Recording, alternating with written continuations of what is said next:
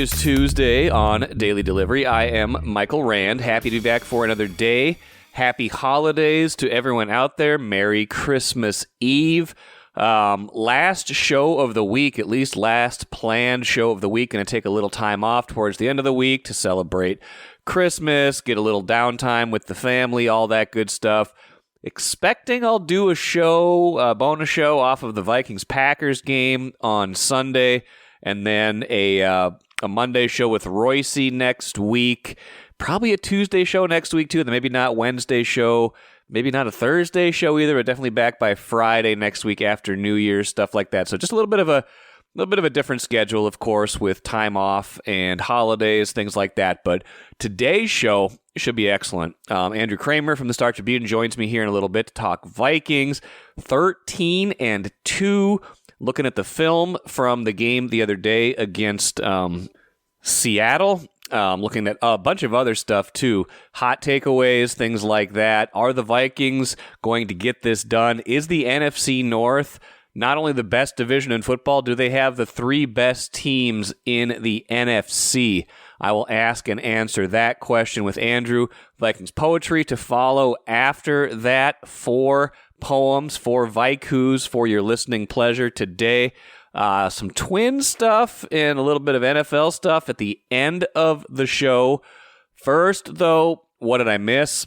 Wolves and Wild played last night, and 2 things came into focus or are coming into clearer focus after both of those games. Sometimes it is just this simple. Timberwolves are broken right now. I was wrong about what they got back in the Karl-Anthony Towns trade. This is not working. Julius Randle is a terrible fit on this team. The floor spacing is bad. Losing a shooter like Karl-Anthony Towns has made life miserable for Anthony Edwards. Opposing defenses are stacking up on him. I don't think he's playing particularly well either. I think some of this is on Ant. I don't think we've been hard enough on Ant this year to start playing better, to figure out how to beat some of these coverages, to mature in his 5th season in the NBA. But I'm willing to say it is not obviously just him. It's not just one thing, but the trade, especially Julius Randle in the starting lineup, just isn't working right now. They're 14-14. If you thought that maybe they had figured something out when they won 6 out of 7, that's been blown out of the water with bad losses now to the Knicks, Golden State, last night to Atlanta. Familiar story where they fall behind early and have to scramble, can't get all the way out of the hole, and next thing you know, it is another loss. Now, Chris Hine from the Star Tribune asked Chris Finch, Wolves head coach, after the game, if maybe, just maybe, it's time to consider a change to the starting lineup. Finch said, everything's always on the table for sure, but we also need to keep looking at lineup combinations as the game goes on too. So, that to me says he's maybe a little bit more open to some experimenting with the lineups. The most obvious thing that they could do right now, which they should do right now, unless something else is in the works here, and we'll get to that in a minute. Most obvious glaring thing would be put Naz Reid in the starting lineup, put Julius Randle with the second unit, let him play with Dante DiVincenzo, let him play with Nickeil Alexander-Walker. Let him get all the touches and shots he wants in that second unit. Put Naz in the first group. Let him be that floor spacer. Let him shoot. Let him get comfortable with the starters, because I think that's a better unit. You know, when Karl-Anthony Towns was hurt last season, the Wolves went 12-6 when Naz stepped into the starting lineup. He was terrific with that starting group, and particularly when he was healthy. I think they were like, you know, one of the best offensive teams in the league when Naz was in that starting 5 when Towns went down last year.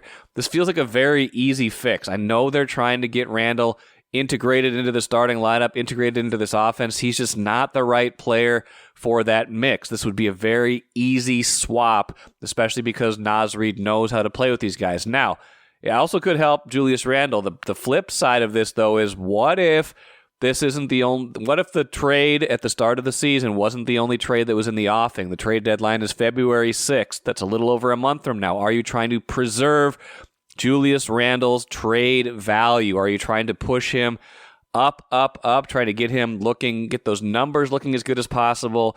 You don't want to bench him as a sign of, hey, this isn't working out. So is something else in play? We're past that kind of December 15th deadline where almost all the players who signed extensions or contracts in the offseason are eligible to be traded again. A lot of players, there could be some movement on teams that have fallen out of contention, things like that. I got to think that something else could happen here because Randle's got the 1 year left after this, but it's a player option. You got a salary match. You can make yourself better on the fly, add some more shooting, something like that. It's not like Randle's a bad player. He's just not the right fit. He's still got skills. He's still got talent. This just isn't looking like it is the right match. Maybe that was the plan all along. It's been gross to watch in a lot of cases. Whatever joy you got out of last season has been quickly erased this season. I get it. So I think that your two options right now are you got to trade Randle soon before the season even gets more out of hand because you got some tough games coming up. You got Boston coming up. You got Dallas on Christmas Day. You got a lot of tough games coming up. You don't want to fall further in the West standings. You either got to trade him soon or you have to make that lineup switch I talked about. One of those two things has to happen quickly in order to salvage what's left of this season. Again, 14-14. It's not like they're 10-20 or something like that. They've got time. They've got an opportunity. They haven't been a disaster. They've been one step short of a disaster. They've been way worse than we thought they would be, but they still have time to pull out of this because they have won some games. I think they just need to do one of those two things, and we'll see if that is something that is coming soon. The Wild, like I said, they played last night too. They had been in a funk too. For them, it was very simple. Get Filip Gustavsson back, which they did. Win game, which they did. 4-3 over Chicago. He made 28 saves. It was even a better game until Chicago scored really late after the Wild had scored an empty net goal. So really, it was like a 2-goal game from Gustavsson. He gave up one really late. Didn't really matter in the final outcome. 4-3 was your final. Kaprizov scores. Obviously it helps that you're playing Chicago, one of the worst teams in the NHL. But I talked about this earlier. I think it was late last week. I wrote about this last week too. Gustavsson has been the number one factor in them being better this season. Their expected goals allowed versus their actual goals allowed, 5-on-5 is like 14 goals better, and a lot of that is Gustavsson. He's been better than expected. He's been better than average. He's been much better than last year. He is the difference maker for them this season. When he was hurt, and it was Fleury playing more, it was Wallstead for a couple games, not that great. They suffered. They need good goaltending. They need that top-level goaltending that they were getting from Filip Gustavsson. So if he's back from that injury and ready to assume, most of the playing time, maybe they can resume that good play they had going at the start of the season. I mean, they still have the 5th most points in the NHL. They're in great position even after that lull they had. Some of that was schedule stuff, right? Like they had to play the Jets on a back-to-back in Winnipeg. That was probably going to be a loss no matter what. Those are tough trips. But by and large, it's been the goaltending. It's been the goaltending they need this season. They hadn't been getting it when he was hurt. Now they got it when they played Chicago. We'll see if he can sustain it as they go forward. All right, let's bring in Andrew Krammer right now from the Star Tribune. Let's review some film, Andrew, if we might. Lots to unpack from that game Sunday, 27-24 Vikings. We got some film to review. I've got some hot takeaways, all sorts of good stuff. Are you ready for this? I am. Christmas edition. I enjoy it. Yes. Especially too, as we're getting down to these, faux playoff games. The Seahawks are a playoff team and the Vikings got 2 more games against playoff opponents coming up. So we finally got the matchups that we've been looking for.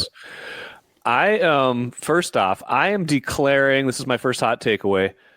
I am declaring that their best win of the season. I'm going to say this is their best win of the season. I know they went to Lambeau and won, but I don't feel like Jordan Love was the Jordan Love that they're going to see next week. He's coming off that injury. They were still he's still battling back from all sorts of stuff. They caught him at a weak moment, pounced on him in the first half. That was a good win. You could maybe argue, I certainly would argue that Green Bay is a better team, certainly right now, but I think just given the stakes of this game, what was at stake for Seattle in this game, knowing they had to keep pace with the Rams, the hostile environment, the conditions, and the Vikings knowing that they had to keep pace already with the Lions, I think that was the best win they've had this season. I can't really argue with you there. So you're starting out not too spicy, I don't think, because when you look at their road games, their road wins, they've only beaten one other winning road team, and it was that Green Bay team that you mentioned where Jordan Love was coming off the knee injury, and they didn't even put him under center, and the Vikings jumped out to that 28-0 lead. I think the way that they won at Seattle here, having to, trail for the first time in the game late and then having to come back the way that Sam Darnold did, he's now put together 2 fourth quarter comebacks in the last 4 games against the Cardinals and the Seahawks. It's been impressive. And this is obviously one they did on the road. It was in wet conditions. O'Connell talked about how they were worried that we're practicing at home and under 6 inches of snow, and we're inside trying to replicate these kind of rain conditions. And they got buckets of water they're dipping the balls in and making sure Sam's not going to drop it or Aaron Jones isn't going to drop it. And they didn't have any issues with that, seemingly. Now, the rain let up as the game went on, and that helped them. But Sam's been playing incredible, and I think the fact that he went on the road and continued to not turn it over. This, according to me, not according to the NFL, so who cares, right? But according to me, this is his 4th game in the last 5 that he has not turned it over. That's not statistically true because they put the Aaron Jones dropped pitch on him in that Tennessee game. But he's only had 1 turnover that was his fault, and it was the 4th down kind of arm punt last week that he just kind of threw it up for against the Bears. So he's playing great. He's taking care of the football, and that was the difference in this game. Was Geno Smith commits 2 costly turnovers, could have been 3 if Blake Cashman didn't drop an interception, and Sam really didn't have too many of those moments. There was one moment earlier in the game where he's rolling out to his right and he kind of he makes a really bad decision to throw cross body to his left, and it's a misplaced ball, and even Mark Sanchez on the call kind of called him out for it and said that's not what we want, Sam. No. Other than that, it was very clean from him. He had some high passes, some accuracy was a little bit off, but if he is playing like this and he can take that act on the road in not ideal conditions, that was their best road win. And it's setting up for what would obviously be their best road win if they were able to go to Detroit in 2 weeks and win. Yeah. I would even say if they beat the Packers next week, that would probably be their most impressive win. Like this probably, if they're going to have the kind of season they want to have, or at least get the seed they want to have, they're going to need a more impressive win than that. But I think to this point in the season, because to this point, maybe until last Sunday, this was kind of like, okay, nice season, but man, are they going to be able to catch the Lions? Is this really realistic? Are they just going to be doomed to a 5 seed and, wondering if they're going to, it could be a one and done for as good as this season is, because you're going to have to go on the road in the playoffs and anything can happen there. But I think now the narrative has changed with Detroit losing last week, with Philadelphia losing this week. And so now there's a tendency where you could start to play tight, knowing that everything is at stake, knowing what's in front of you is, magnified. That was what was impressive to me in particular, is that knowing all those things, having some adversity in the game, having the headset of O'Connell go out on the final drive and still be able to put that together. That everything, all the elements combined to make me think that was, to this point, their best win of the season. Yeah, I would agree with you. And also you made a good point about the stakes, because when we talk about Sam, we talk about managing the game, and he's not a game manager, but he does need to manage the game. There are differences there. He's learned how to do that. And it's all about his psyche, his not feeling like he needs to play hero ball, staying within himself, within the offense. If he can continue to do that when the playoff seed, number 1 overall seed, is at stake, that speaks to how infallible he's kind of become here mentally, because that was the biggest knock on him in 6 years before this, was he's just a decision-making mess, and he has been absolutely not that the second half of this season. Hot takeaway number 2, the 3 best teams in the NFC are all in the NFC North, and that means 3 of the 5 best teams in the NFL are in the NFC North.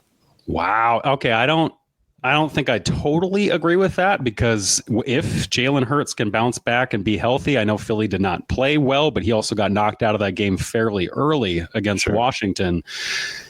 that's a scary team. Philadelphia is still a scary team. I would still put them ahead of Green Bay at this point. Green Bay's still got 4 losses on the season. I don't think any of them came with Malik Willis at quarterback.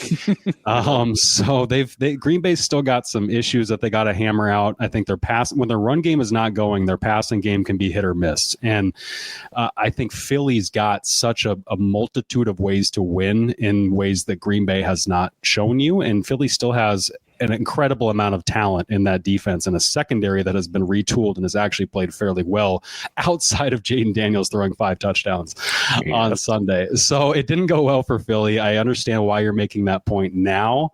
I still think I will take Philadelphia's resume at this point as a team that if I'm the Vikings, I'd rather face Green Bay come postseason time than Philadelphia. Take the enemy that you know, take the team you're familiar with, and not Saquon Barkley.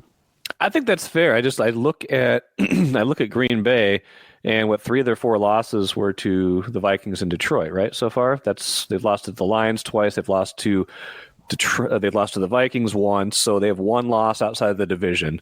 The Vikings have 1 loss outside of the division. The Eagles are not playing in a good division. I think Washington's a good team, but Washington's not as good as any of the 3 best teams in the NFC North. They get to beat up on the Giants twice. They get to beat up on the Cowboys twice.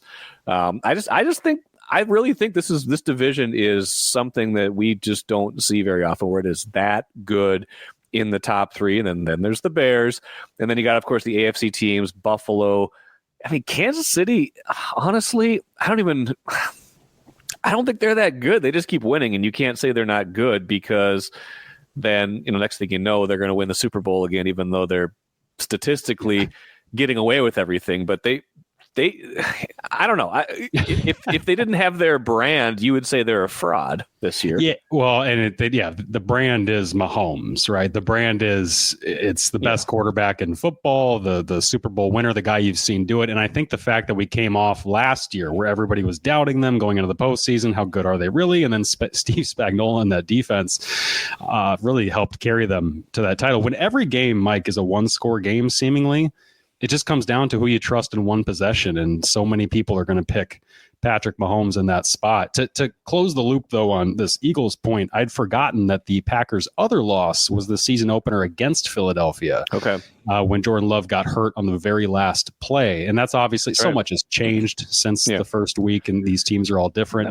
That was in Brazil, right? And it was in Brazil. So talk about a tough road environment. Having to go to a different country is not easy for anybody involved. So, yeah, we're splitting hairs, honestly, and I think it's just about a matter of style and who you'd rather see. And at this point, I'd still put Philadelphia above Green Bay. Fair enough.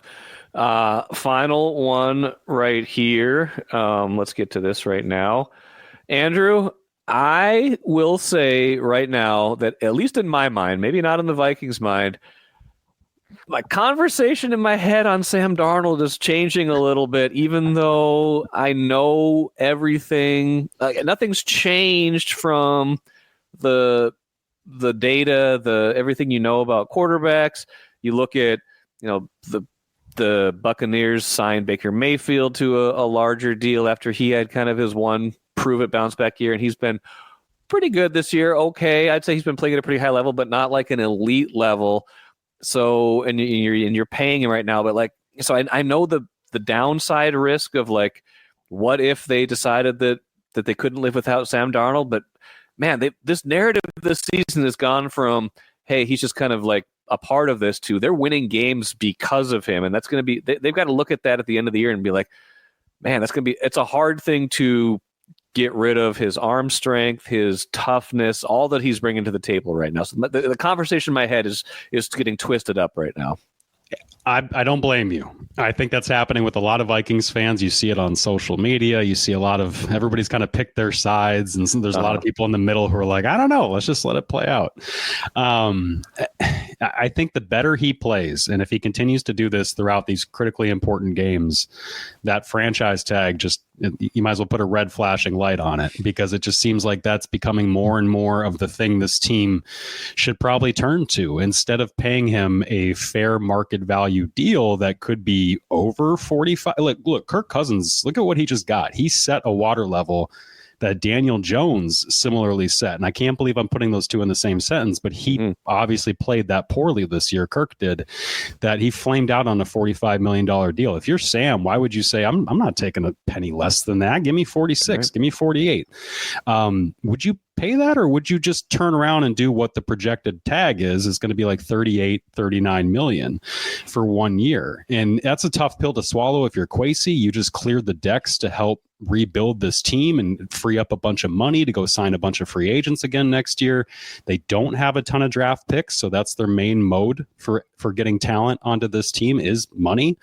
And if you decide to slap 40 million for 1 year on Sam, I understand the challenge and the bind that puts you in, but he's playing so well that it kind of forces your hand a little bit. And if he continues to do this and wins a playoff game or two, I wouldn't be shocked if that's the route they go to not only potentially keep him next year to help JJ McCarthy maybe come along in a healthy year in practice and kind of not have to be forced out there right away, but also just to control an asset that the league might be after. That if somebody's that desperate, just at least tag him, so then somebody's going to have to give you a first round pick or two to acquire him. And I understand that it might not be the thing that they've told Sam all year. They've kind of the approach the Vikings and Sam Darnold have had is with the coaches is we're going to play this year out, and it's going to be great for us and great for you if you play well, because you're going to go get paid by somebody else. Well, that changes if he plays so well that the team's like, you know what, we don't want to let you go, but we also don't want to send you out into the free market. So I'm sure Sam would be just fine earning $40 million for 1 season and then going out into the free market after that.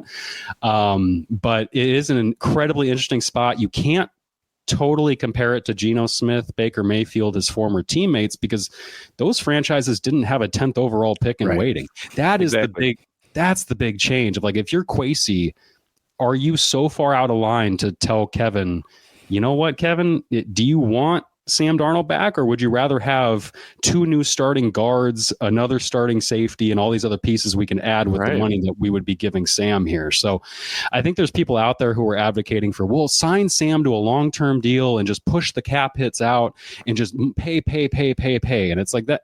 That's not how smart, prudent franchises work. No. They typically try to manage their costs, not shell out hundreds of millions of dollars in signing bonuses and pay market value for a 1 year production quarterback. So I think the tag makes a ton of sense, Mike. And I don't think that's not something they or even us were considering back in August or September, but he's just played so well that you're right. It has muddled the conversation and made you think, you know what, maybe we got to keep this guy for at least 1 more year, or at least force somebody to come get him from us under that tag. Yeah, I think that's fair. And that would maybe be the solution that's most amenable to all sides. Like the Vikings ditch their risk of, remorse of just letting him go. They can see if he can do it again if they keep him on the tag. Sam gets paid for another year and gets paid quite handsomely, but at the same time, he still hits free agency at a prime age. He's it's not like he's a 35-year-old quarterback who's getting, put on this kind of this kind of plan. He's like a year older than Bo Nix. Like it's 27. Yeah, he's the same age as a lot of, he's right in the prime. He should be in the prime of his career. And as a quarterback, he's going to be in that sweet spot for a while.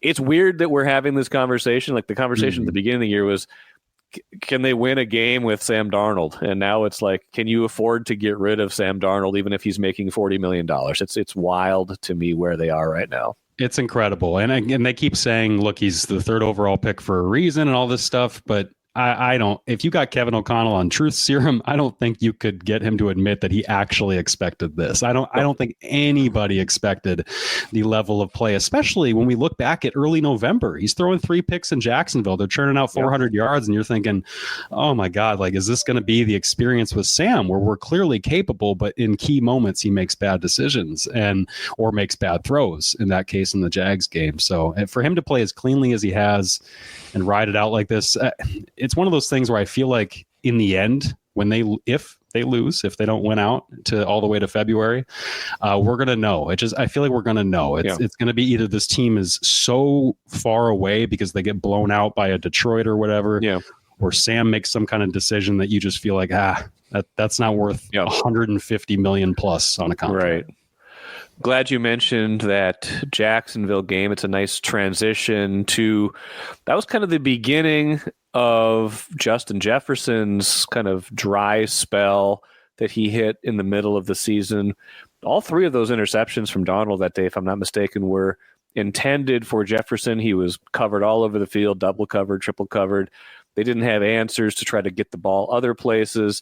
After that, he goes 6 for 81 against Tennessee, which isn't bad, but that's not really him. 2 for 27 against the Bears. They win in overtime. Everybody else has a big game except him. And then his 6th straight game without a touchdown when they come back and beat the Cardinals. Ever since then, though, 3 games, 5 touchdowns. He's gone for 132 and 144, including 10 catches, season-high 10 catches, season-high 144 yards yesterday with those 2 touchdowns, including the game winner. What have they done to get him open? What has Jefferson done to kind of ramp up his production in the wake of kind of a mid-season lull where everybody was taking him away? Yeah, I think that's part of it. I think you've seen defenses not be so hell-bent on taking him away. And you just looked at the first touchdown he scored. This isn't the one everybody's talking about. Everyone's talking about the game winner. But the first touchdown he scored, the Vikings lucked out because the corner, Trey Brown, just lines up on the wrong side of the field, negates a third down stop by his defense, right, encroaching. And the next play, Justin Jefferson is left one-on-one against him on a fade route where Darnold just puts the ball up. And who knows if that was the designed route or if that was an adjustment to find the open space. But that's what this offense, with Kevin O'Connell does so well, is they adjust based on what they're seeing. The game-winning touchdown, both Darnold and O'Connell talked about how that was an adjustment based on the coverage. It was a basic call that we had made, but the Seahawks were showing something, and then they transitioned post-snap into something else, and it took a split-second adjustment from Jefferson to turn that from a possible post route into a fade into the corner of the end zone, and it took Darnold seeing Jefferson's adjustment while evading pressure, stepping up and making that throw with accuracy. An incredible, phenomenal play. But it doesn't happen unless the Seahawks are playing a pretty aggressive coverage where they're just leaving one guy there. The MO to stop or slow Jefferson that every team has copied since the Green Bay Packers did it is to put one corner up on him, be physical at the line with a safety just dedicated to him over the top. That's just going to follow him wherever he goes. There's seemingly no other rules in the coverage other than follow Jefferson as the second guy. We haven't seen in the last few games, we certainly didn't see the Falcons do that. The Falcons, when he went for 132 and 2 touchdowns, Hawkinson was talking after the game about how we were prepared for what we saw in Jacksonville. We were prepared for a lot of 2 high, a lot of quarters, a lot of just 4 deep, defenders kind of stuff. And Atlanta said, you know what, we're going to play cover 3 single high. And Hawkinson's like, we lick our chops when we see that because we know everybody's going to eat. And that was the game that Addison went for 3 touchdowns. Jefferson went for 2.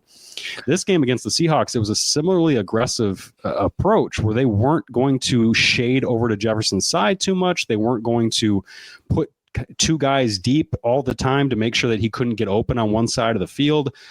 They played, and I don't know their tendencies, but they played a lot more cover 1, cover 3, single high safety that gives the Vikings these opportunities. And that's why you saw Justin score both touchdowns toward the back pylons of each end zone, because he's just running away from that center field safety option. So to me, this is just how teams are playing them. Jefferson has always been this guy. If he played 17 games of defenses playing exactly like Seattle played, he might go 10 for 144 and 2 touchdowns in every single game. We might be talking about the best season anybody's ever had. Yeah. But Chicago, when he had his quietest game, 2 for 27 at Chicago in November, they decided we don't care what anyone else does. We're taking him out of this game. So much so that I think it was the first possession in that game for the Vikings. There was a Bears defender just tackling Jefferson in the end zone and leaving Addison open underneath. And Darnold missed both of them and just threw on the opposite side of the field. And there was no flag for the contact. But that's how aggressive Chicago was being. Addison went for 100 yards that day. Hawkinson went for 100 yards that day. Aaron Jones ran for 100 yards that day. So it's just pick your poison with this defense, or with this offense, excuse me, if you are a defense. And right now you're seeing teams try to pivot one way, pivot the other, and neither's working. The Vikings offense has put up 27 against Seattle, 30 against the Bears, 42 against Atlanta, 23 against Arizona was their quietest game. And that was the game where Jonathan Gannon just schemed up a bunch of blitzes they weren't prepared for and got, I think, 5 sacks on Darnold in that game. But otherwise, nobody's been able to slow this offense down in the last month or month and a half. And it's just been incredible to watch. You know, and the winning touchdown to Jefferson, too, what was interesting is they had safety help. It was, he's Jefferson's but Darnold, pushes up a little bit. He evades the pocket and then basically throws that ball back shoulder to Jefferson. If that's a front shoulder throw, like regular where Jefferson's going, the safety might have picked that ball off. But instead, it's back shoulder. Jefferson adjusts to it. It was just kind of like a masterpiece of of ball placement, route adjustment, everything like that. Because that could have been a game clinching pick if he's off by 3 feet in that throw. Yeah, or if he's sacked, who knows what that. And that was right after he got just crunched and his legs were bent back. Everyone's wondering, is this guy healthy? Is he going to be able to finish the game? And here he goes right into what Kevin O'Connell called a deep play action drop back shot to Jefferson for him to have the mobility after getting hit the way he did. Yeah, you mentioned the accuracy and the ball placement. That was just incredible stuff. Those are the kind of plays. It reminded me of the 52-yard touchdown against the Falcons where it was a similar deal. Those are the kind of individual, isolated plays that you only see MVP-level quarterbacks make. And he's not doing that every play. He's not doing that every game, but he is clearly capable of that stuff. And that's the kind of stuff that wins in January. Underrated play he made, too, was falling down and taking the sack on that last Vikings possession instead of throwing it away or trying to force it. Like they do play action. They're trying to pick up the first down when nobody's there, when nothing's going on, realizing, I'm sure he was coached up on this, but realizing Seattle's got no timeouts, that 40 seconds is way more valuable at that point in the game than saving 5 yards, just going down. Because I think that's, that precipitates the pick that Geno throws, and Geno's, who knows how much of the clock was playing into it, but they had like less than a minute at that point and no timeouts. They've got to push the ball down the field. If they've got a minute 40 at the start of that drive, they can work the middle of the field. They can dink and dunk their way into field goal range to tie it. So I thought that was an underrated play that he made too, to just take the sack, even if it didn't look good, to preserve clock there. Yeah, that's just a smart play by him, one of many he made in that game, and it's smart coaching. So I'm sure they were telling him that in his headset before that play. And even you'd mentioned earlier the headsets going out. Even when they went out, he still made the smart play. That one moment there where it's midfield and he only gets, according to O'Connell, the formation of the play. And so Sam just calls something. And I remember that play, I think it was on the broadcast, Mark Sanchez says, it doesn't look like they know what they're doing. Someone's lined up incorrectly or something. And then all of a sudden Darnold takes off to the left for nine yards and then to the Vikings sideline to get the next play from O'Connell in person. Even that moment where a lesser quarterback, somebody who wasn't confident and capable in what they're doing, would have had more of a deer in the headlights look. And we've seen that from tons of quarterbacks across the league where they panic in situations, and to be left out there to just call your own play and then react against the defense. That too was an incredible spot that I think, paired with that final play where he takes the sack, shows that this guy's just in his comfort zone right now. And we just have not seen Sam Darnold be in any kind of NFL comfort zone prior to this.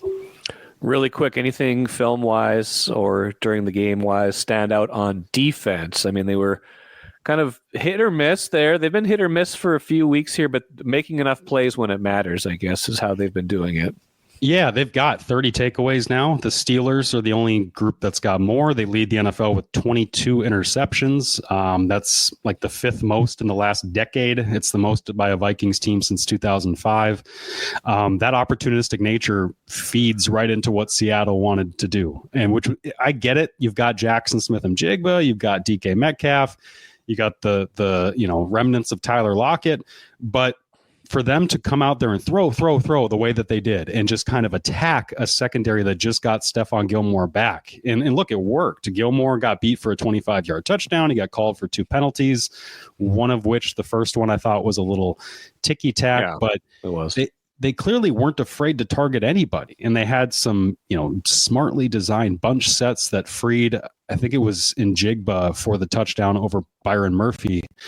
They were able to kind of design things and had a really good passing game. But I do wonder that approach when Ken Walker or Zach Charbonnet were seemingly running the ball decently when they got it. They didn't get it very often. And then maybe it's because Ken Walker wasn't healthy. He leaves the game later on with an injury that he had already been injured coming into this game. So maybe that played a part of it. But it kind of was easy for the Vikings defense by the end, not in like their hurry up situations because they got thrown on just before halftime. But by the very end, they just kind of knew what was coming. They knew you're not going to run it. We just got to drop back and guard the pass. And we are going to bank it on us to make that kind of play in a critical moment once again. And I think it was like their 13th or 14th takeaway in the fourth quarter this year.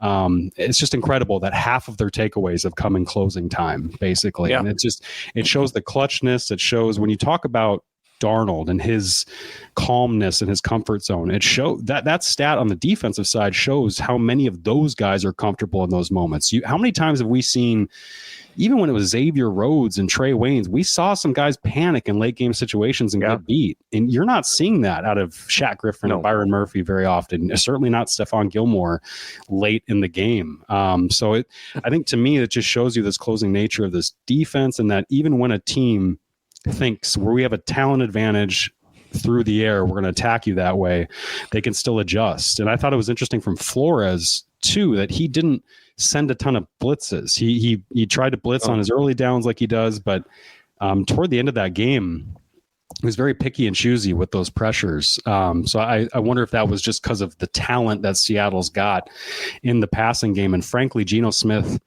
they say he was injured, and I know he was kind of flexing that knee a couple times on Sunday, but he looked plenty healthy when he was running away from a blitzing Blake Cashman or running away from Grenard or whomever, and able to make some plays. So I think the mobility of Geno might have affected how the Vikings attacked him as well, and that kind of lend themselves to dropping back in coverage more often.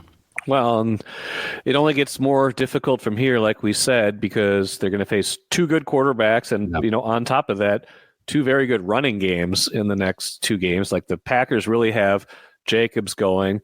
The Lions, obviously Montgomery is down, but you've still got Jahmyr Gibbs, who might be better than Montgomery. Like if he can handle a full workload, he seems like he's capable of that. The task will get harder for them because I don't think they've faced 2 offenses this good in quite some time.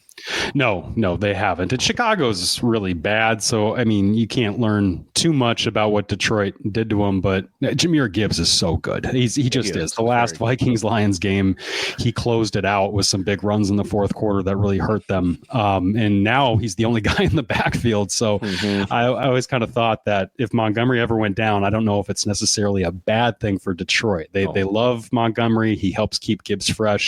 But this is the time of year to lean on your better runner. And you're right that for the Vikings to not get tested on the ground too much in Seattle, and then to go into 2 games where you're going to get run on if you allow it, it's going to be huge for them to adjust and transition. And one thing we should close with here is that they will get Ivan Pace back this week, and that's going to be huge that front because Josh Metellus has been kind of stressed into playing more of that linebacker role. He's done an admirable job, but that's not his most natural position. And Ivan's a guy who can get you those tackles behind the line of scrimmage where Josh is making them more 2 or 3 yards downfield. Great point. A good thing for them to get back for this closing stretch. Andrew, appreciate it as always. We will check in again next week. Happy holidays, and we'll talk to you soon. You too, Mike. Thanks a lot.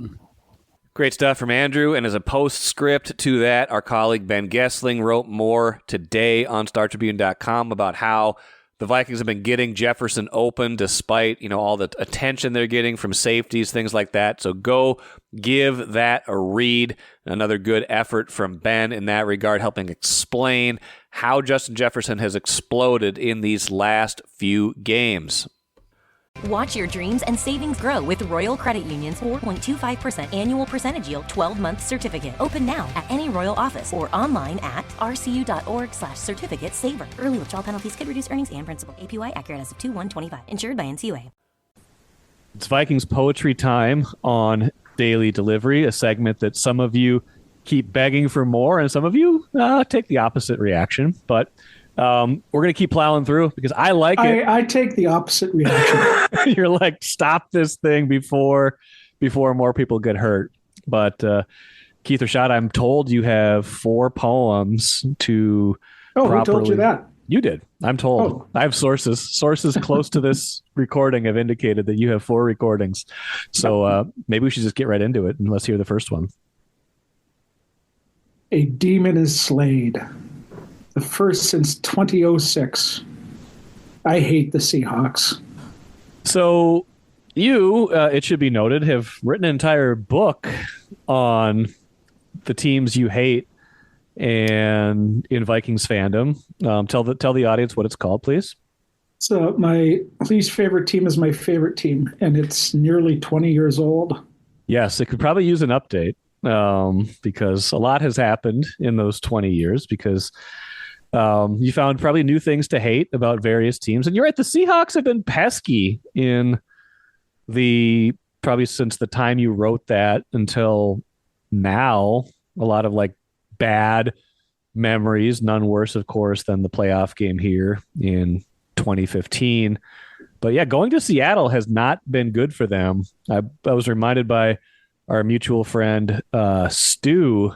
He texted me yesterday and said that was the last time the Vikings won in Seattle, Chester Taylor had a 95-yard touchdown run. That's how long it has been.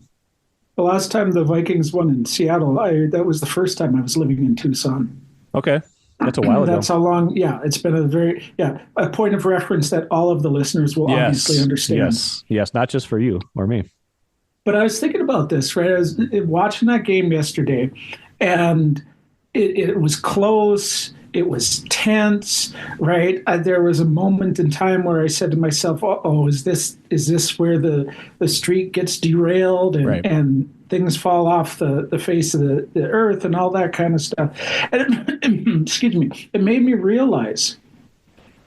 I started thinking about do I truly hate the Seahawks enough for the torment that they have caused? And there are obvious candidates for hate. We all hate the Packers, and understandably why. And I will forever hate the Chicago Bears for Mike Ditka and the team that they were in my youth when I was really getting into football. Yep.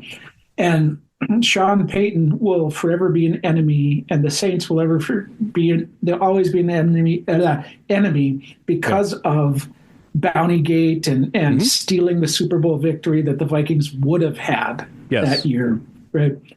But it made me realize, boy, I'm not sure I hate the Seahawks enough because they have tormented this team in many different ways, and a lot of it was Russell Wilson, and they finally got to him eventually. But still, this has been a team that has just been awful for the Vikings for nearly 20 years now. Yeah, they have. And it felt like another one of those games on Sunday where it was like Vikings played well, and then weird things happen at the end of the first half, and then it's closer than it should be. And then you get, the Vikings go ahead again, but then Seattle takes the lead with 5 minutes left. And you're like, yeah, I had the same thought. I'm like, is this where it ends? And that's why I say this was their most impressive win of the season. I know they've beaten a better team in Green Bay, but I think given all the circumstances, given what was at stake, this was their most impressive win of the year. But that's a very journalistic, hot takey statement to make. I like to do hot takes occasionally, lukewarm sometimes. Okay, let's go on to number 2, please. A magical play. And what the heck do I care? That wasn't the route. The Darnold to Jefferson play, I'm assuming you meant, how they kind of adjusted on the fly. That was a great play. That was tons of fun. Darnold making that throw without setting his feet. Jefferson coming down with it. I mean, that's special stuff. That's the kind of stuff that makes you say, do they really want to get rid of Sam Darnold? Like, it's the kind of thing that makes you say that. Well, I think my favorite part was how he leapt up to throw the ball, almost as if he was in celebration before the touchdown. It's like, whee! I get to throw this touchdown pass. This is going to be great. And then he threaded the needle because you looked at the replay. I didn't realize in real time how close that was to getting knocked down or picked off or having the D-back hit it away somehow, some way, right? And it was to the outside, so then JJ had to adjust to it. Yep. But it was just far enough away that nobody else could get to it. And by that point, if the one guy couldn't make his desperate leap to knock it away, he was so wide open, he just waltzed into the end zone. It was gorgeous. It was cathartic and beautiful and just absolutely wonderful to watch. And I do not care that JJ readjusted the route or whatever it is that he apparently did. No, it was just beautiful. And then obviously after that, Seattle tries a 60-yard field goal, which is fairly optimistic in the driving, the swirl of December chilly air in the Pacific Northwest. But I guess if it's 4th and 15, that maybe is your best try. But it's just like all the little plays in the last 5 minutes of that game went their way, and that was obviously the biggest. And it was beautiful. It was a beautiful connection, and it's just Jefferson had a monster game. He was just all over the place in that game. Well, that kind of speaks to the third poem. Well, perfect then. Number 3. Was I afraid? Yes. Yet another Cletus win. Just enjoy the ride. Another Cletus win. Throwback, callback to last week, a meandering, kind of bumpy, high-speed ride. That might have been their most Cletus win of the season, by the way. That you know what, that I will accept. I'm a little leery about their best win of the season, but it might very well be the most Cletus win of the season. And so, like we talked about last week, right? Sometimes you get into a car with cousin Cletus, who you've never met before. Obviously, not sure that they're going to take you to the right place, but you end up where you need to belong, and you have to acknowledge at some point that, hey, maybe cousin Cletus knows what he's doing in terms of getting us to where we want to go. And that's what this game was.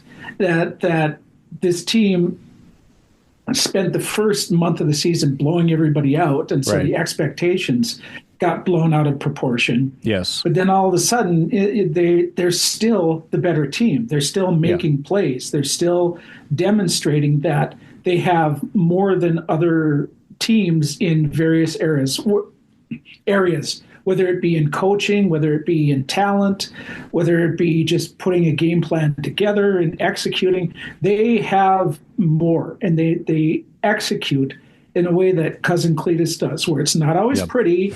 You don't always feel like you're safe or secure during the process, but you end up where you want to be. Will you be visiting cousin Cletus for the holidays? No. No. Okay. Poem 4 then. Okay. No care for the past. Irrelevant history. Spitting in fate's face. So 13-2, it's pretty good. They could different schedule now with 17 games, but they could win 15 games this year. That was, the 98 team was 15-1. This team could go 15-2. We're not just talking about a team that exceeded expectations. They could double, if you thought they were going to win 7 or 8 games, they could double that this season. That's just absurd. It is absurd territory. The confidence that their coach has, the confidence they're playing with, it is not what we are used to in this franchise. That is for sure. So I live in Tucson, Arizona, where there's one hockey rink. Okay. Yes. One. And it's only open part of the year. Okay. And so then yesterday, I'm driving my son to his hockey practice, right? At the one rink. Middle of the afternoon. It is 80 degrees in Tucson, Arizona. Now, right next to the one hockey rink that they have set up a temporary outdoor skating rink. Right. So that, it's a holiday thing, right? Yeah. Everybody's loving Christmas here in Tucson. And so you got this outdoor ice skating rink. You sent us some pictures the other day, right?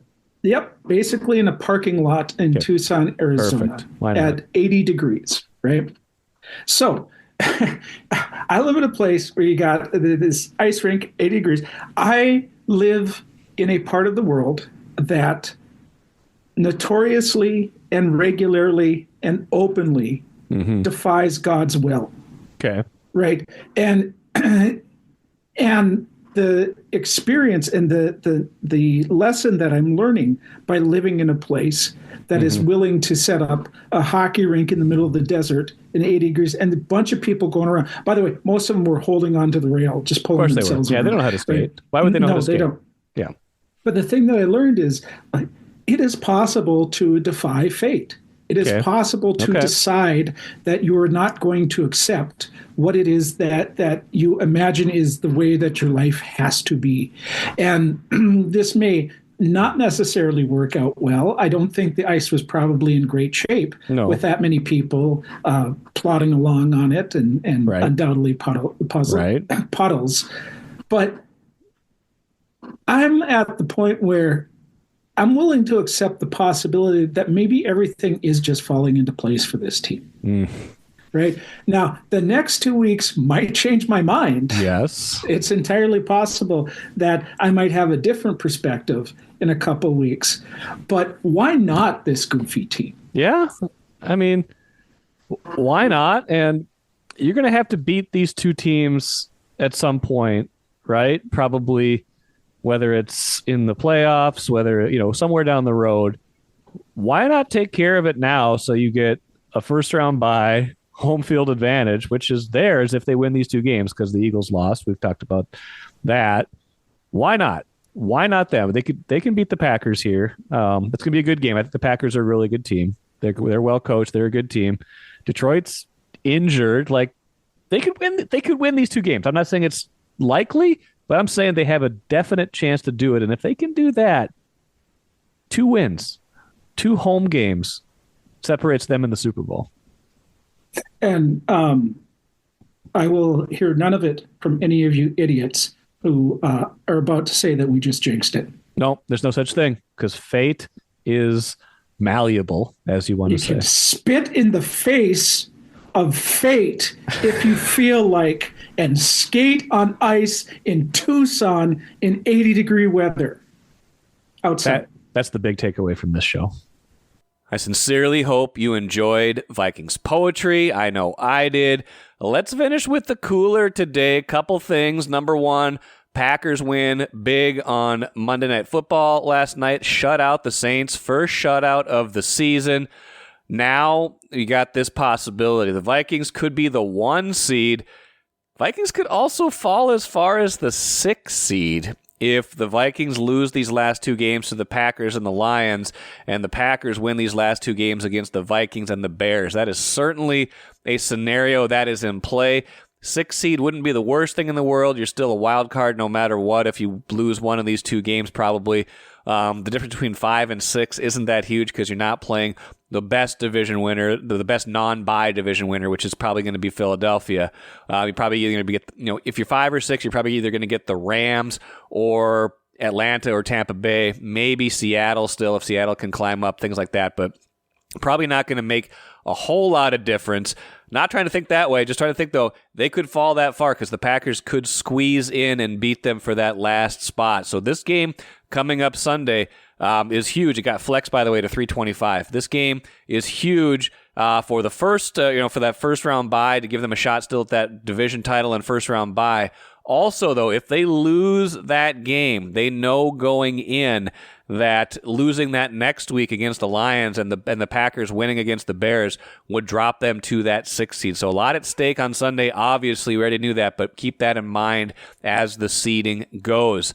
One more thing, Carlos Santana, who had a really good year, sneaky good year for the Twins last year. Gold Glove, credibility at the plate, first base, gave them everything they could have wanted on a short, relatively inexpensive contract. He has signed with the division rival Guardians, going back there. That's a loss for the Twins. We'll see what they wind up with this offseason, but not too impressed so far with anything they've got cooking right now. I'm worried about them in 2025. that will do it for me today. Like I said, this was the last show of the week. Should have a bonus episode off of Vikings Packers, plenty of other stuff early next week as well. Until then, I am Michael Rand. Happy holidays. Merry Christmas. We'll talk to you later.